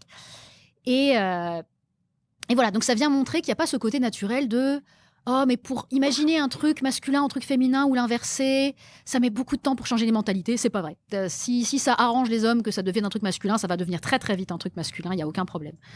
Et ça, c'est assez intéressant. Cette femme, ce qui est incroyable, c'est qu'elle a eu le premier prix Turing. Le prix Turing, ça a été inventé en 1966, je crois, 1966. Elle l'a eu en 2006, première femme. Alors, on a un domaine qui est quasiment, essentiellement féminin, en plus au tout début de l'informatique. Donc, comme c'est le moment où tu inventes vraiment des choses, c'est le moment où, normalement, tu as le plus de prix. Eh ben non, jusqu'en 2006, c'est que des hommes. Elle est le premier prix et elle sera l'avant-dernier. Donc, dans son discours, elle dit, d'un côté, je suis très honorée, de l'autre, je suis un peu embêtée quand même. C'est un peu bizarre qu'il faille 2006 pour que une femme ait le prix Turing. Et elle n'est pas connue, même des fois des informaticiens. Moi, j'en avais parlé avec des informaticiens plutôt pas mauvais en histoire de l'informatique. Ils n'avaient jamais entendu parler d'elle, alors que c'est la première femme prix Turing. Donc, c'est pour ça que je la compte quand même comme oubliée. C'est-à-dire que même si elle a eu un super prix, en fait, on ne se souvient pas d'elle. Voilà. Et elle est très enthousiasmante. Elle m'a quasiment donné envie de faire de l'informatique, ce qui est vraiment pas gagné. Mais là où on voit que ça marche assez bien tout ça, c'est que moi, à force de faire ces scientifiques oubliés, pour moi, l'informatique, c'est vraiment féminin dans ma tête. Parce qu'en fait, je connais pas l'histoire officielle de l'informatique. J'ai pas étudié ça. Et du coup, tout ce que je connais, moi, c'est des informaticiennes. Donc pour moi, vraiment, c'est un métier de meuf, Et ça veut dire que les choses peuvent changer rapidement. Oui, effectivement. Oui, mais ça, c'est l'exemple même, et je trouve ça fou. Moi, quand j'avais appris ça, donc moi, je l'ai appris via le travail d'Isabelle Collet. Oui, bien sûr. Je l'avais entendu dans un podcast et vraiment, c'était dans Les couilles sur la table des souris et des hommes. Je crois le podcast, il s'appelait. Si vous avez l'occasion, mesdemoiselles, allez écouter, je vous le conseille. Parce que là, vraiment, elle détaille tout. Et donc, elle raconte comment les filles c'est pas juste que ça a changé, un changement de mentalité, on les a mises dehors, en fait. Du moment où ils ont compris que c'était un secteur porteur avec potentiellement de l'argent à la clé, ils ont dit, bon, mesdames, on va passer aux choses sérieuses, laissez-nous la place, Et en fait, ce qui était marrant, c'est qu'elle expliquait qu'ils ont pris un des reproches que les gens donnent souvent pour la discrimination positive. Oui, mais on va pas prendre des gens moins bons quand même, etc. Bon, c'est pas forcément le cas, en plus, quand on fait de la discrimination positive, mais passons, admettons. Là, ils ont accepté de baisser le niveau parce qu'en fait, ils recrutaient des hommes qui savaient pas faire, Et ils ont vu qu'ils ont perdu des années, en fait, et ils avançaient moins bien, mais c'était pas grave. Ils ont accepté de baisser le niveau parce qu'ils voulaient juste mettre des hommes à la place des femmes, Donc ça, c'est quand même assez incroyable quand tu découvres tout ça, Ouais, c'est pour ça. J'aime bien utiliser cet exemple-là parce que c'est un peu un contre-exemple sur le fait des choses qui bougent très vite comme ça, et un des rares exemples avec une majorité féminine au départ. Ok, super. Et ben écoute, merci beaucoup de nous avoir parlé de ces deux personnages. Donc il y en a plein d'autres dans la BD. Je vous invite à aller la consulter si vous voulez en savoir un peu plus. En plus, alors ce que je te disais dans le train, moi ce que j'aime bien, c'est que donc il y a un sommaire et vous pouvez le lire de façon non linéaire. Donc moi, ce que je me suis amusée à faire dans le train, j'ai commencé par les gens que je connaissais qui étaient un peu liés aux maths, un peu tropisme.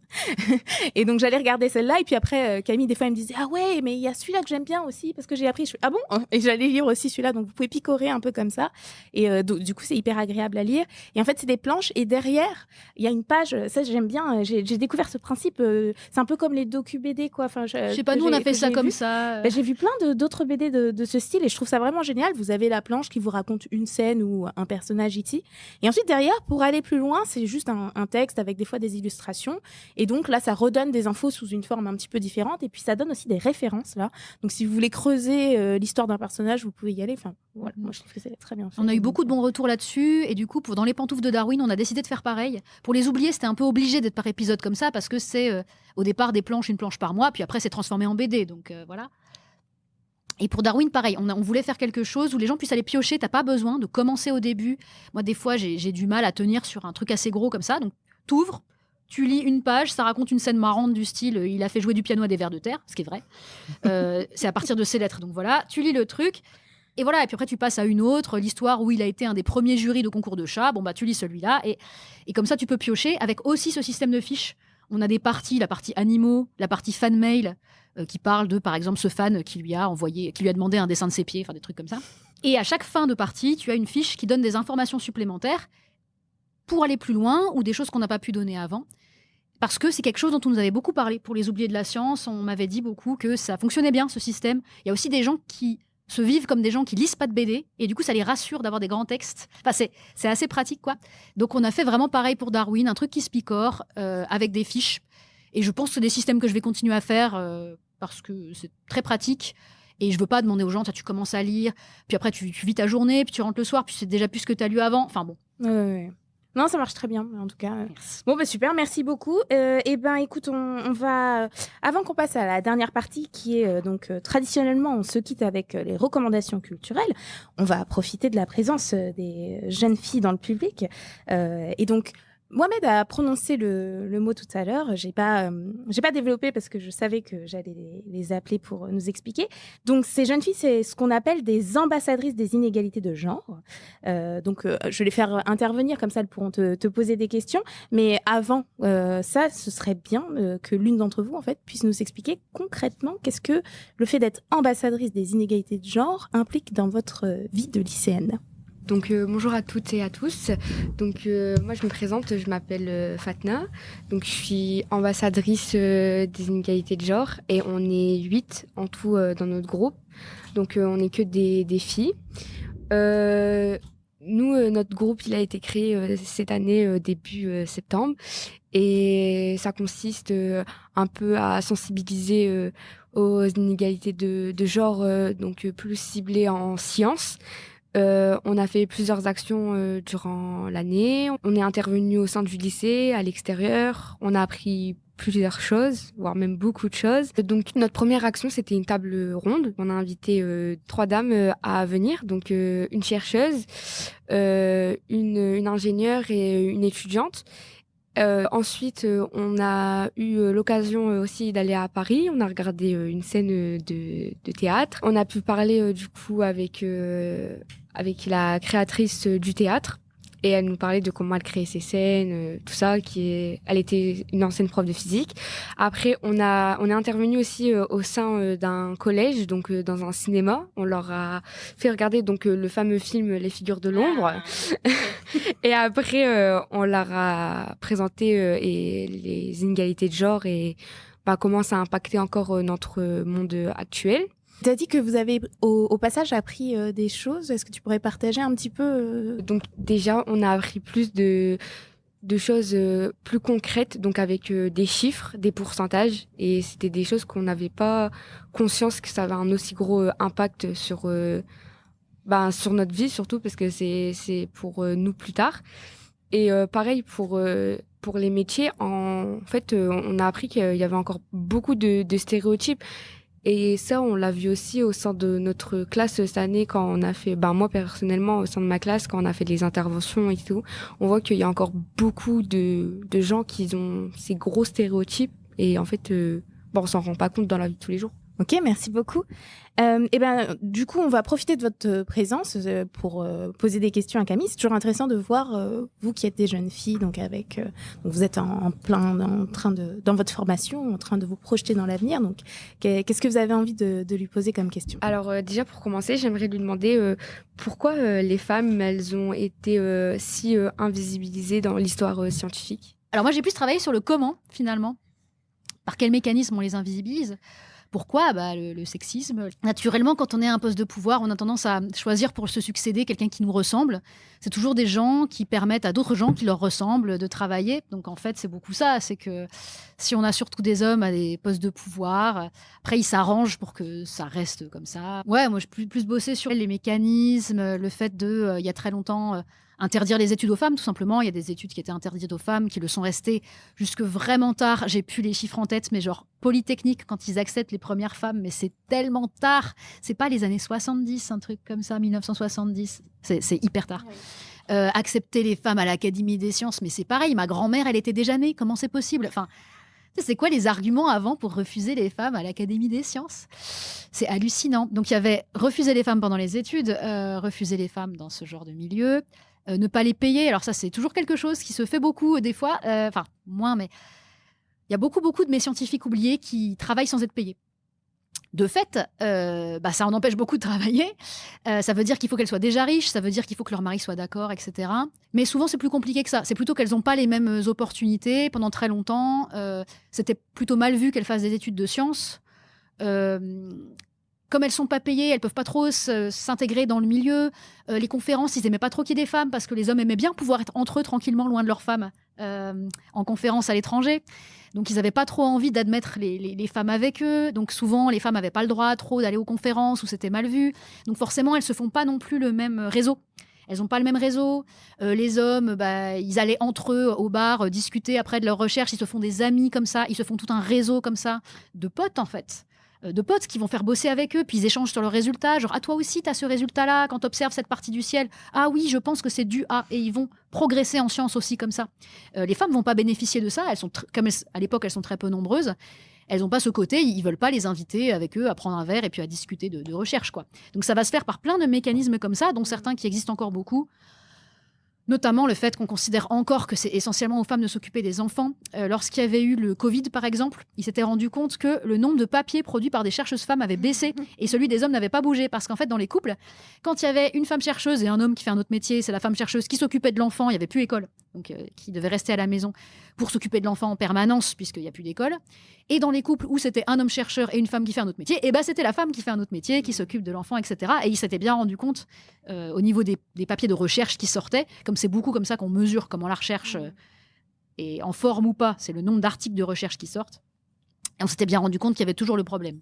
Et ça, j'ai pas mal de mes oubliées qui ont leur carrière brisée comme ça. Elles doivent se mettre à suivre leur mari pour s'occuper de l'enfant parce que si elles s'en occupent pas, de toute façon, il meurt. Donc, l'homme va pas s'en occuper à leur place. Donc, c'est un peu obligé. C'est pas genre un choix qu'elles ont fait parce qu'elles préfèrent vraiment ça. C'est qu'il faut vraiment s'en occuper, malheureusement. Il faut que l'un des deux le fasse et qu'il y en a un qui s'en occupe pas. Et ça, c'est encore quelque chose qui bloque beaucoup les carrières. Mais du coup, je pense que vous l'avez un peu dit, mais ça n'a pas vraiment changé dans le milieu scientifique aujourd'hui, non? Ça dépend ce qu'on regarde. Ça dépend à quand on compare. Si on compare à l'époque où les femmes n'avaient pas le droit de faire d'études, ça a changé. Moi, j'ai quand même vu des choses changer. En fait, la recherche, c'est comme la société en général. Ça change à peu près à la même vitesse. Donc moi, j'ai quand même vu des choses changer. Il y a 10 ans... n'importe où, si tu disais que tu étais féministe, tout le monde disait ah oui, t'es les fémènes, tu montes tes seins. Enfin, maintenant, c'est pas pareil. Si je dis que je suis féministe, j'ai pas les mêmes réactions qu'il y a 10 ans. Donc, il y a quand même des choses qui ont changé. Je pense que le plus gros danger en ce moment, en termes de sexisme dans la recherche, c'est croire qu'on est déjà bon. Il y a beaucoup le problème de chercheurs qui pensent que, quand on leur demande, ils disent mais dans mon labo, il n'y a pas de sexisme. Et en fait, moi, je suis pas sexiste. Et la science n'est pas sexiste. Et en fait, souvent, c'est le pire. Quand tu penses que tu es déjà super féministe et que ton labo, il n'y a aucun sexisme et qu'il n'y a aucune discrimination et que tout va bien, c'est souvent super mauvais signe. Les gens qui disent ça, souvent c'est très mauvais signe. C'est juste qu'ils refusent d'y penser Donc ça a quand même bougé. Mais je pense c'est ça, il faut faire attention à ça. Il faut faire attention dans les parties des sciences à croire vraiment que la science ne peut pas être sexiste, que le chercheur ne peut pas être sexiste et que il y a déjà l'égalité dans les labos. En général, ce qui marche bien, c'est leur donner des statistiques. Le statistique de combien de femmes sont à la tête d'une école d'ingénieurs, combien de femmes sont professeurs. Pourquoi est-ce que plus tu montes en grade, plus la proportion d'hommes, elle augmente. Enfin, tu peux difficilement nier des chiffres quand tu es scientifique. Donc, je pense que c'est des choses qui sont bonnes à rappeler. Merci beaucoup et je vais laisser du coup la place à ma camarade pour la suite des questions. Bonjour, donc moi je m'appelle Inès, je suis en classe de première. Je suis aussi une ambassadrice des inégalités de genre. Et j'avais quelques questions à vous poser également. Comment faites-vous pour allier rigueur scientifique et accessibilité au grand public ? Comme je l'ai dit, en étant paranoïaque, en vérifiant vraiment beaucoup les infos, en n'hésitant pas à interroger des spécialistes si jamais il y a quelque chose sur lequel je sens que je suis un petit peu faible. Donc, trouver un scientifique à interroger, réussir à apprivoiser le scientifique, parce que c'est pas toujours facile. Des fois, ils ont eu des mauvaises expériences avec des journalistes. Ils disent une fois, j'ai parlé à un journaliste, non scientifique, et quand j'ai vu l'article, il racontait n'importe quoi, mes résultats, c'est pas ça. Ils ont raconté qu'on avait résolu le problème du cancer, alors que pas du tout. On est en train d'essayer, mais on n'y arrive pas. Et des fois, ils sont un petit peu refroidis par ça, donc il faut apprivoiser le scientifique. Donc c'est ça, la rigueur, vérifier ses sources, vérifier qui parle, ensuite revérifier et ensuite revérifier. Donc ça c'est pour la partie rigueur. Se faire relire surtout aussi, c'est très important de ne pas travailler tout seul. En fait, souvent, une bonne source d'infos, c'est quand c'est des équipes, c'est pas une personne toute seule. C'est un peu le problème des fois avec les vulgarisateurs sur YouTube ou d'autres. Ça peut être très bien. Mais c'est toujours bien de savoir qu'ils bossent avec d'autres gens. Une personne qui fait vraiment ça toute seule, même moi, une personne qui fait vraiment ça toute seule, sans personne pour la relire, il y a des chances qu'il y ait des bêtises qui passent. C'est pour ça que moi, ça me rassure beaucoup d'être relue par Sciences et Vie Junior quand je fais mes articles, par exemple. Il y a des gens dont c'est le métier qui vont relire. S'il y a un truc qui ne va pas, ils vont le pointer. Donc, bosser en équipe, ça, c'est important quand c'est possible. Et après, l'accessibilité, comme j'ai dit, toujours avoir des références culturelles du public, ne pas prendre les gens pour des imbéciles. Parfois, ne pas hésiter à utiliser les gros mots. Moi, je sais que j'aime beaucoup utiliser tout le vocabulaire à disposition, notamment l'argot et les gros mots, parce que des fois, c'est le meilleur mot qu'il y a à ce moment-là. Et que ça réveille aussi un petit peu le lecteur de lire ces choses-là. Les gags, les phrases simples.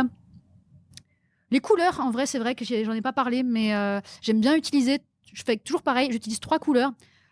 2 couleurs qui sont en camailleux et une couleur opposée. Par exemple... violet clair, violet foncé, et l'opposé du violet, ça va être le jaune plutôt. Donc des couleurs comme ça, et ça c'est pas mal parce que ça attire l'œil, avoir des couleurs qui vont bien ensemble, mais t'en mets pas partout. T'as juste des couleurs sur certains points, et en fait ça rend ça super lisible. Alors que si tu mets tout un décor, avec toutes les couleurs possibles, tes fleurs, elles ont les vraies couleurs de fleurs, tes arbres ils sont verts, ta terre est marron, tout ça, plein de couleurs différentes, c'est moins lisible. Donc quand t'essayes d'expliquer quelque chose, des fois, pas avoir de décor et avoir peu de couleurs, ça marche mieux. Ça c'est important aussi. Et pas faire de rouge et vert parce que c'est pas accessible pour les daltoniens. Ça, j'essaie de penser à eux, mes amis les daltoniens. Donc, j'essaie d'éviter cette combinaison-là. D'accord. Et j'ai une dernière question pour vous parce que précédemment, vous avez parlé des scientifiques oubliés. Donc, si vous pouviez dialoguer avec une scientifique oubliée, que lui diriez-vous ? Alors, si je pouvais dialoguer avec... Alors, c'est un truc qui serait valable pour n'importe lequel de ces scientifiques. Si je pouvais dialoguer avec un scientifique oublié, je lui dirais d'écrire beaucoup de lettres, d'écrire sa biographie au maximum et de la confier à quelqu'un de confiance. Comme ça, les historiens et les gens comme moi, après, ont les infos. Parce qu'en fait, le plus dur, c'est de trouver les informations. Et je dirais ça à n'importe qui, en vrai.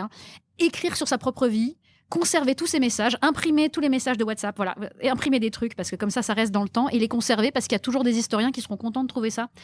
J'avais vu un super documentaire qui s'appelle, je crois, La vie oubliée des femmes au foyer, ou un truc comme ça. Et c'était incroyable. C'était un documentaire sur les femmes au foyer des années 50-60. Et en fait, la réalisatrice, elle avait trouvé un fonds où ils avaient récupéré des journaux intimes de femmes.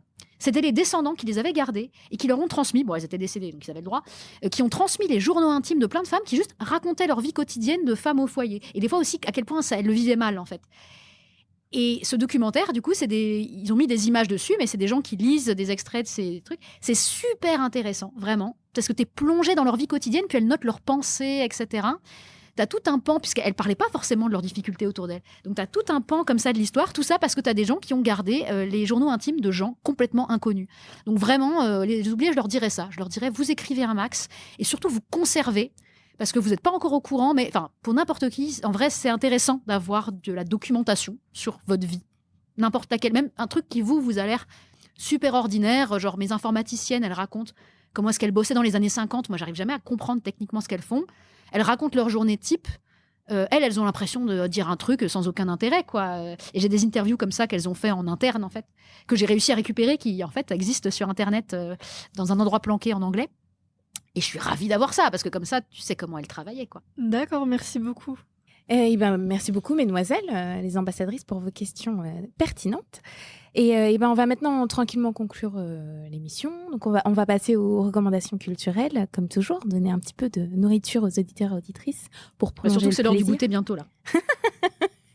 Donc, qu'est-ce que tu souhaites recommander donc aux jeunes filles qui sont avec nous et puis à ceux qui nous écoutent? En vrai, je voudrais conseiller. Alors, c'est pas parce que je travaille pour Sciences et Vie Junior. En fait, s'abonner à Sciences et Vie Junior, même en étant adulte, parce que moi, c'est ce que je lisais quand j'étais ado. En allant travailler là-bas, j'ai pas été déçue, ce qui est très rare. Quand tu idéalises un peu souvent quelque chose, et le jour où tu arrives dedans, tu te rends compte que ça fonctionnait pas du tout comme tu pensais, et qu'en fait, le chef, il est pas sympa, et qu'en fait, les gens s'entendent pas. Enfin, ce genre de choses. Et là, ça se passait très bien, et en plus, j'ai vu comment ils bossaient. Je sais que c'est vraiment genre les infos, mais elles sont tellement vérifiées et qu'ils sont capables d'expliquer des trucs vraiment compliqués. Et je sais d'expérience, moi qui ne retiens rien et qui suis mauvaise en sciences, que les trucs dont ils parlaient, c'est vraiment les trucs que j'ai retenus le plus longtemps, que j'ai lus quand j'étais ado. Et j'ai parlé avec une fille en dédicace ce week-end et elle me disait la même chose. C'est même pas moi qui lui ai dit. Elle parlait de Junior et elle disait, mais moi, je me souviens encore, je vois les dessins qu'il y avait de tel et tel sujet et c'est les seuls trucs que j'ai retenus et c'est pareil pour moi. Donc en vrai, je conseillerais de s'y abonner parce que c'est vraiment de la bonne qualité. Qu'en plus, il y a vraiment beaucoup de dessins dedans, c'est très fun. Et les articles sont bien écrits. Donc pour ado, faut pas se fier trop au Junior, à partir de 11 jusqu'à adulte. Moi, mes parents, ils le lisent, comme on le reçoit à la maison. Parce qu'il y a Et en vrai, c'est eux qui le lisent d'ailleurs, pas moi. Ils le lisent et ils sont médecins, ils apprennent plein de choses. En fait, on apprend plein de trucs. Oui, voilà, c'est pas simplifié en fait. Donc j'irais conseiller ça.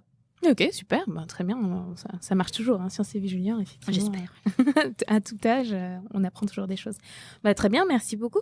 Moi, j'ai le plaisir de vous recommander un site web qui s'appelle A Math Story, son histoire avec les maths en français. Et donc, comme son nom l'indique, le site est en anglais. Mais donc, vous avez plusieurs solutions. Donc, soit, si vous voulez aller le consulter, soit vous pouvez y voir l'opportunité de travailler votre anglais, parce que ça peut toujours servir, en fait. La recherche se fait beaucoup en anglais, les articles qu'on publie, les conférences, etc. Et puis après, si pour l'instant vous voulez juste vous concentrer sur le contenu, il y a aussi des outils qui marchent très bien de traduction en ligne. Puis vous pouvez donc aller consulter ce qui en fait l'essence. Et donc l'idée de ce site, c'est qu'il a été créé par 3 mathématiciennes, Johanna Saragra, Julia Cruz et Tamara Grossman. Et donc leur idée, c'était de partager des témoignages de femmes qui ont fait carrière dans les mathématiques, qui sont contemporaines. C'est des femmes d'aujourd'hui. Donc contrairement aux femmes dont on a parlé, dont la plupart elles ont tendance à être décédées. Ouais. Donc là, au moins, c'est des femmes qui sont toujours vivantes et qui sont à différents niveaux de leur carrière. Et donc, leur but avec cette initiative, en fait, c'est de mettre en avant plusieurs choses. D'abord, la diversité des carrières possibles qui s'offrent à nous quand on fait des études dans les mathématiques. Et puis, c'est également le fait que, comme les femmes partagent leur parcours, que tous les parcours ne sont pas forcément linéaires et que... on peut avoir son lot de surprises, son lot d'imprévus, son lot d'obstacles, et pour autant, ça les a pas empêchées d'être là où elles sont aujourd'hui. Et donc évidemment, l'espoir, c'est que ça encourage plus de jeunes filles à se diriger vers ce type de carrière, en piquant un peu la curiosité, en présentant des domaines, des applications possibles qui pourraient s'offrir à elles à travers les portraits des femmes qu'elles voient. Et donc, j'en profite pour apporter mon point de vue sur leur objectif que je viens de vous décrire un peu, que je trouve évidemment louable et que bien sûr je partage. En fait, un point que j'aime bien préciser quand je fais toutes ces actions de diffusion, que je vais dans les collèges, les lycées, ou que je parle au grand public, et que je parle de parité dans les sciences, le but de toutes ces actions-là, c'est pas de forcer toutes les filles à faire une carrière dans les mathématiques ou faire des études de mathématiques. Vous avez le droit de faire ce que vous voulez, en fait. Il ne faut pas 100% de filles qui font des maths. Par contre, ce qui est important, c'est de ne pas laisser les biais de genre qui existent dans notre société vous dicter vos choix de carrière. Et donc, potentiellement décourager celles qui, dans un environnement neutre, se seraient tournées vers cette matière. C'est ce pourquoi on se bat, en fait. Et donc, on a tout à gagner à ce qu'il y ait plus de filles dans les filières scientifiques. en particulier les mathématiques, je vais prêcher pour ma paroisse, d'abord parce qu'il y a des études qui prouvent que de façon générale, et ça c'est pas propre aux mathématiques, c'est pour tout le monde, que les environnements de travail où il y a un équilibre paritaire, c'est-à-dire à peu près autant d'hommes que de femmes, c'est des environnements qui sont plus efficaces en fait. L'ambiance de travail et la productivité, l'efficacité est plus grande dans les endroits où c'est paritaire. Puis ensuite, plus spécifiquement à mon domaine, d'un point de vue salarial, ce sont des filières avec des débouchés dans lesquels les salaires sont plus élevés que la moyenne. Et donc, en fait, ça permettrait sans effort de contribuer à réduire les écarts salariaux entre hommes et femmes, s'il y a déjà plus de femmes dans ces domaines-là. Et puis enfin, un point qui me tient beaucoup à cœur, c'est que contrairement à cette image un peu hors sol que souvent les gens accolent aux mathématiques, en fait, les maths peuvent ouvrir à des métiers qui sont concrets, qui aident à façonner le monde dans lequel on vit aujourd'hui et le monde de demain, avec des applications possibles aussi diverses et variées que vous pouvez imaginer. Ça peut être l'écologie, la santé, l'économie, l'espace. On utilise des maths pour tout, quoi. Donc, plus les gens qui travaillent sur ces questions sont variés, évidemment, plus riches les solutions qui seront apportées, les angles qui seront adoptés face aux défis qui nous attendent, ils seront plus pertinents. Plus on a de monde, plus on a de diversité, mieux c'est. Et donc, c'est pour ça, en fait, qu'on ne peut pas se satisfaire d'avoir si peu de femmes. Et en fait, ce que je dis vaut pour toutes les autres minorités aussi, évidemment. On a besoin de plus de diversité sur tous les points. Mais donc, bref, après cette très longue digression, si je reviens à la présentation du site, ces créatrices, elles disent qu'elles ont à la fois cherché à créer un espace où les femmes peuvent partager leur expérience et puis apprendre les unes des autres, mais elles ont aussi cherché à offrir un aperçu des coulisses de la vie d'une mathématicienne au grand public, parce que c'est souvent un peu mystérieux. Vous faites quoi, en fait? Il y a encore des trucs à trouver. Donc, c'est un peu les mêmes buts que moi j'ai avec mon podcast quand je reçois des collègues mathématiciennes. Là, c'est vraiment ce genre de choses. Et donc, concrètement, comment ça se présente? C'est des courts articles, chacun sur une mathématicienne, accompagnés d'une photo, d'un court CV et d'un texte qui présente son voyage mathématique. Donc, son rapport en mathématiques, qu'est-ce que ça représente dans sa vie, son métier, etc. Et donc, il y a quelques articles de blog un peu plus longs aussi où ils traitent d'un sujet plus précis en profondeur. Donc, par exemple, il y a un jour dans la vie de 2 mathématiciennes qui jonglent avec des données. Ou bien un top 10 des conseils pour candidater à une thèse, ce genre de choses. Donc, ce qui est bien, c'est que si les sites web à l'ancienne, comme on dit, c'est pas votre tasse de thé, elles recyclent tout leur contenu sur les réseaux sociaux qui sont associés à leur projet, donc Facebook, LinkedIn, Instagram, etc. Pour ma part, c'est sur Insta que je les ai découvertes, donc à la suite de stories où donc je suis allée de lien en lien et donc je suis tombée sur leur compte et j'ai commencé par regarder leurs posts Insta et ensuite j'ai basculé sur leur site et donc c'est là où j'ai découvert un peu leur projet, leur initiative et les différentes femmes. Donc des fois il y a des professeurs, ce genre de choses qui cherchent des rôles modèles à présenter à leurs élèves, une source de mathématiciennes contemporaines que vous pouvez utiliser sans problème. Donc voilà, je mettrai comme d'habitude les liens pour consulter tout ça dans la description. Et ça conclut ce segment des recommandations culturelles. Et c'est le moment des remerciements. J'en ai beaucoup à faire. D'abord, je vais commencer par remercier les ambassadrices. Donc, je vais remercier les ambassadrices qui sont venues parler au micro pour poser des questions à Camille. Et je vais aussi remercier celles qui étaient dans l'audience et qui ont écouté attentivement ton partage d'aujourd'hui. Donc, merci à vous, mesdemoiselles. Merci pour votre participation et merci pour votre engagement qui nous a été décrit par l'une de vos camarades. Merci pour ce que vous faites pour vos camarades parce que je trouve ça vraiment bien à votre âge déjà, avoir le souci d'aider à participer à réduire les inégalités. Donc, bravo à vous. Et puis, donc, évidemment, merci Mohamed pour tes mots en début et ton invitation. Et je le redis, merci pour tout ce que tu fais, toutes ces opportunités que tu offres à ces jeunes filles.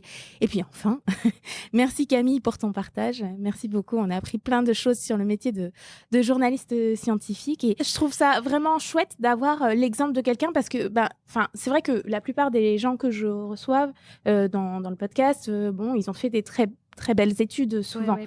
Et c'est bien d'avoir un parcours un petit peu différent de quelqu'un qui se présente comme moi, j'étais pas la première, j'étais moyenne. C'est vraiment pas attendre d'avoir les meilleures notes parce qu'en fait, en étant vraiment hyper moyen, voire semi-mauvais, c'est Avec de l'aide, en tout cas, c'est important. Hein. J'ai réussi avec de l'aide. Hein. J'aurais pas eu Bien les sûr. cours supplémentaires. Mais Je serais restée qui nulle. réussit sans aide? Voilà, qui réussit sans aide. Ça n'existe pas. On ne réussit jamais C'est sans juste aide. pas forcément la même aide dont Non. on a tous besoin. Mais c'est très important de pouvoir donner de l'aide, de mettre les moyens pour donner de l'aide aux élèves qui sont en difficulté. Parce que moi, c'était de l'aide privée, en fait. Hein. C'est mes parents qui ont payé des cours, etc. Mais il faut vraiment avoir plus les moyens de donner de l'aide aux élèves comme ça. Parce que visiblement, c'est possible de faire une très chouette carrière Tout à fait. en ayant ce niveau-là. Et ça valait le coup de m'aider, en fait, pour ces trucs-là. Absolument. Et c'est vraiment le point sur lequel je voulais qu'on finisse parce que je trouve ça chouette de pouvoir présenter ce genre de parcours. Ça donne de l'espoir à tout le monde, en fait. Et bah super. Et bah écoute, il est temps de conclure cette émission. Et donc, on se quitte comme toujours avec la traditionnelle question de fin. Qu'est-ce que tu souhaites accomplir? Qu'est-ce que je souhaite accomplir? Alors, je raisonne jamais comme ça. Genre vraiment, jamais. Je refuse absolument de penser à ce genre de truc. Non. Je vise le truc le plus proche et machin. Je me dis jamais, j'aimerais bien faire tant de ventes, j'aimerais bien que l'année prochaine, j'arrive à avoir tel truc. J'essaie de même pas y penser parce que sinon, après, je vais être déçue. Et en fait, j'aime pas être déçue. Du coup, je pars toujours très perdante. Mes études m'ont appris ça aussi. Hein. Je pars très perdante et comme ça, je suis toujours positivement surprise. Donc, quand je vais à une dédicace, je me dis, j'aurai personne. Quand la BD est sortie, je me suis dit, elle va servir à caler une porte. Et c'est tout. Et en fait, après, du coup, quand ça marche un peu, je suis toujours contente. Donc là, ça marche. Et mon seul objectif, c'est le plus proche. Là, tout de suite, je suis en train de faire... je dois vulgariser donc cet article de recherche sur est-ce que les poules rougissent. Et là, mon objectif actuel, c'est réussir à trouver un nom de poule avec un jeu de mots. Voilà, c'est mon accomplissement prochain. Eh bien, écoute, on espère que tu vas réussir et on sera ravis de voir le résultat. Si vous avez des idées, ça m'intéresse. Merci beaucoup, Camille.